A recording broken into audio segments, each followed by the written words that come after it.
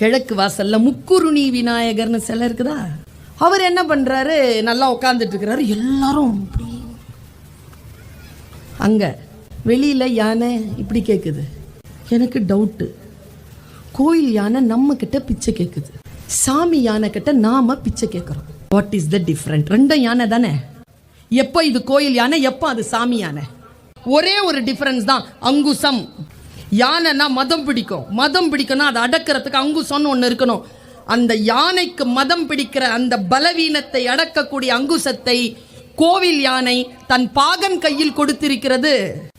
விநாயக யானையை ரொம்ப நல்லா டைட் க்ளோஸ்அப்ல பாருங்க, அவர் தான் கையிலே வச்சிருப்பார். அதை எவன் ஒருவன் தன் பலவீனத்தை அடக்கக்கூடிய ஆயுதத்தை அடுத்தவர்கள் கையில் கொடுக்கிறானோ அவன் பிச்சை எடுப்பான்.